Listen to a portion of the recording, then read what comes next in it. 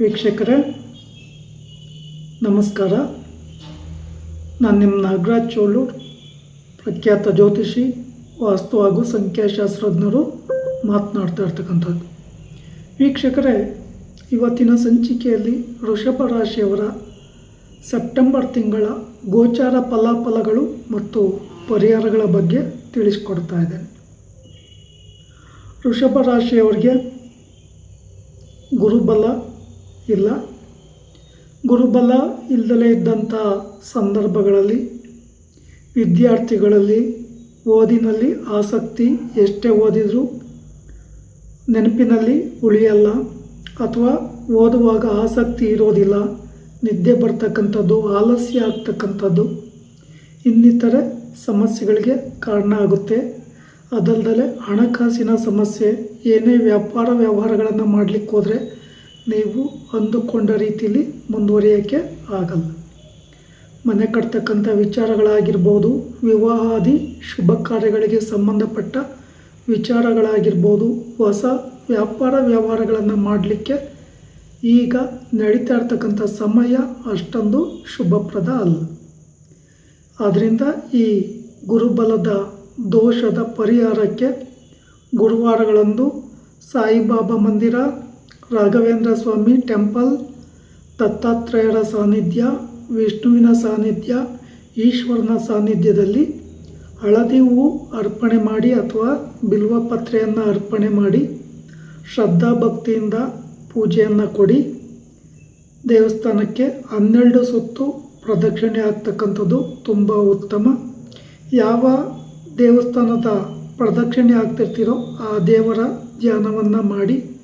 ವಿಷ್ಣುವಿನ ದೇವಸ್ಥಾನ ಪ್ರದಕ್ಷಿಣೆ ಆಗ್ತಿದ್ರೆ ಓಂ ನಮೋ ನಾರಾಯಣಾಯ ಜಪ ಮಾಡಿ. ಈಶ್ವರನ ಸಾನ್ನಿಧ್ಯದಲ್ಲಿ ಓಂ ನಮಃ ಶಿವಾಯ ಮಂತ್ರವನ್ನು ಜಪಿಸಿ. ರಾಘವೇಂದ್ರ ದೇವಸ್ಥಾನದಲ್ಲಿ ಓಂ ಶ್ರೀ ಗುರು ರಾಘವೇಂದ್ರಾಯ ನಮಃ ಈ ಮಂತ್ರವನ್ನು ಜಪಿಸಿ. ಸಾಯಿಬಾಬಾ ಮಂದಿರದಲ್ಲಿ ಓಂ ಶ್ರೀ ಸಾಯಿಬಾಬಾಯ ನಮಃ ಈ ಮಂತ್ರವನ್ನು ಜಪಿಸಿ. ಅಥವಾ ದೇವಸ್ಥಾನದ ಹೊರಗೆ ಅಶ್ವತ್ಥ ವೃಕ್ಷ ಕಂಡು ಬಂದಲ್ಲಿ ಅದಕ್ಕೆ 12 ಸುತ್ತು ಶ್ರದ್ಧಾಭಕ್ತಿಯಿಂದ ಕೈ ಮುಗಿದು ನಮಸ್ಕಾರ ಮಾಡಿ.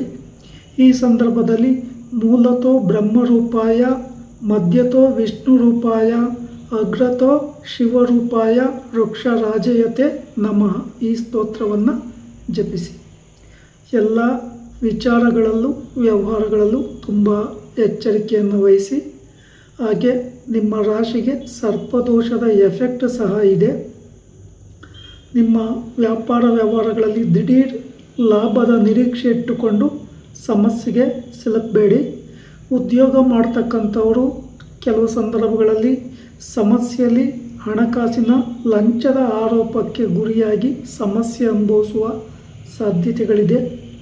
ಈ ಕಾರಣದಿಂದ ಶ್ರೀ ಕ್ಷೇತ್ರ ಕುಕ್ಕೆ ಸುಬ್ರಹ್ಮಣ್ಯದಲ್ಲಿ ಸರ್ಪ ಸಂಸ್ಕಾರ ಶಾಂತಿ ಹೋಮ, ಆಶ್ಲೇಷ ಬಲಿ, ನಾಗಪ್ರತಿಷ್ಠೆಯನ್ನು ಮಾಡಿಸಿ. ಅಥವಾ ನಿಮ್ಮ ಹತ್ತಿರದ ಸುಬ್ರಹ್ಮಣ್ಯ ದೇವಸ್ಥಾನ ಅಥವಾ ನಾಗನ ಸಾನ್ನಿಧ್ಯಗಳಲ್ಲಿ ಮಂಗಳವಾರಗಳೊಂದು ಅಥವಾ ಪಂಚಮಿ, ಷಷ್ಠಿ ತಿಥಿ ಇರ್ತಕ್ಕಂಥ ದಿನ, ಆಶ್ಲೇಷ ನಕ್ಷತ್ರ ಇರ್ತಕ್ಕಂಥ ದಿನ ಅಥವಾ ಅಮಾವಾಸ್ಯೆ ಪೌರ್ಣಮಿಗಳೊಂದು ಶ್ರದ್ಧಾಭಕ್ತಿಯಿಂದ ಪೂಜೆ ಕೊಡೋದು ಉತ್ತಮ. ನಾಗನ ಸಾನ್ನಿಧ್ಯವನ್ನು ಸ್ವಚ್ಛ ಮಾಡಿ ಪೂಜಾ ಸಾಮಗ್ರಿಗಳನ್ನು ಸಮರ್ಪಣೆ ಮಾಡಿ ಶ್ರದ್ಧಾಭಕ್ತಿಯಿಂದ ಪೂಜೆ ಮಾಡಿ ಪ್ರಾರ್ಥನೆ ಮಾಡಿಕೊಳ್ಳಿ. ಇದರಿಂದ ನೆಗೆಟಿವಿಟಿ ಕಡಿಮೆ ಆಗುತ್ತೆ.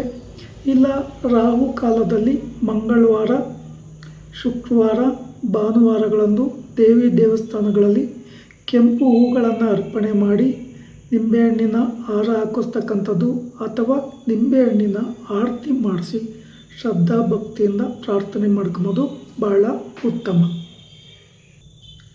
ಈ ನಡೀತಾ ಇರ್ತಕ್ಕಂಥ ಸಮಯದಲ್ಲಿ ಯಾರ್ದೋ ಮಾತು ಕೇಳ್ಕೊಂಡು ಆಪ್ತ ಸ್ನೇಹಿತರು ಅಥವಾ ನಿಮ್ಮ ಕುಟುಂಬದ ಗುರು ಹಿರಿಯರ ಸಲಹೆಯನ್ನು ತೆಗೆದುಕೊಂಡು ಹೆಜ್ಜೆ ಇಡ್ತಕ್ಕಂಥ ಒಂದು ಸಂದರ್ಭದಲ್ಲಿ ದೊಡ್ಡ ಮಟ್ಟದ ಲಾಭದ ಆಸೆಯಲ್ಲಿ ಸಾಲ ಮಾಡಿಕೊಂಡು ಅಥವಾ ಬೇರೆ ಇನ್ನೇನಾದರೂ ಎಲ್ಲಿಂದಲಾದರೂ ಹಣ ವಂಚಿ ಲಾಭ ಬಂದೇ ಬರುತ್ತೆ ಅನ್ನೋ ಉದ್ದೇಶದಲ್ಲಿ ವ್ಯವಹಾರಗಳಿಗೆ ಕೈ ಹಾಕೋದು ಅಥವಾ ವಿದೇಶ ಪ್ರಯಾಣ ಹೋಗ್ತಕ್ಕಂಥ ಅವಕಾಶಗಳು ಬಂದಾಗ ತುಂಬ ಎಚ್ಚರಿಕೆ ವಹಿಸ್ತಕ್ಕಂಥದ್ದು, ಹಾಗೆ ಯಾವ ವಿಚಾರಗಳು ಸರಿ ಇದೆ, ಯಾವುದರಿಂದ ಸಮಸ್ಯೆ ಆಗುತ್ತೆ ಅಂತಕ್ಕಂಥದ್ದನ್ನು ಮೊದಲೇ ತಿಳ್ಕೊಂಡು ಮುಂದುವರಿಯೋದು ಬಹಳ ಉತ್ತಮ.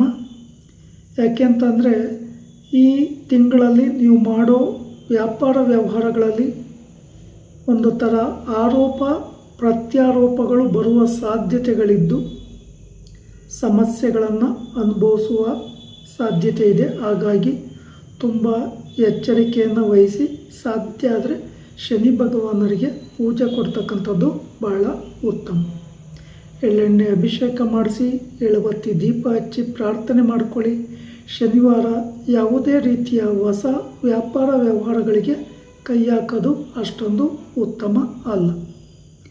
ಆದಷ್ಟು ಸಮಯ ಚೆನ್ನಾಗಿ ಇಲ್ಲದೇ ಇರುವ ಕಾರಣ ಬೇರೆಯವರಿಗೆ ಶೂರಿಟಿ ಜಾಮೀನು ನಿಲ್ತಕ್ಕಂಥದ್ದು ಅಥವಾ ಬೇರೆಯವರ ವ್ಯವಹಾರಗಳಿಗೆ ಸಹಾಯ ಮಾಡಲಿಕ್ಕೋಗಿ ಸಮಸ್ಯೆಗೆ ಸಿಲುಕೋದು ಅಷ್ಟೊಂದು ಉತ್ತಮ ಅಲ್ಲ.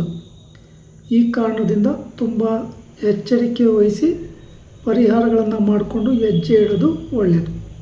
ವೀಕ್ಷಕರೇ, ಈ ವಿಡಿಯೋ ಇಷ್ಟ ಆಯಿತು ಅಂದರೆ ಲೈಕ್ ಮಾಡಿ, ಶೇರ್ ಮಾಡಿ, ಫಾಲೋ ಮಾಡಿ, ಆ ಲೈಕನ್ನು ಒತ್ತಿ, ಬೆಲ್ಲೈಕನ್ನು ಒತ್ತಿ. ನಮಸ್ಕಾರ.